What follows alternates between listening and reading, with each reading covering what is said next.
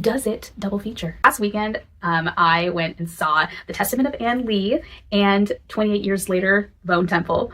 And so I'll just kind of break down those two and we'll decide if it double features. So of the two, I started out with The Testament of Ann Lee, and it is about a real person, Ann Lee, who started out in England as a Methodist / Quaker, and then kind of deviates off and starts her own more radical sect. And so basically it is looking at her life, basically through the course of her childhood to her death in this movie. And I loved it.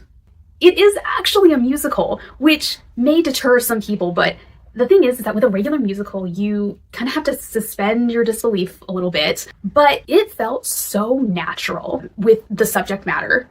Like, basically, you didn't have to go in thinking, okay, now they're going to go into a musical number, blah, blah, blah. Like, because of the nature of this sect of Quakers, literally, like, that's what they do when they're worshiping, is that they get these whole body things, and so they're doing these movements that are almost dance-like, and there's things that they're doing with their voice, and so it's like singing or comes out as song.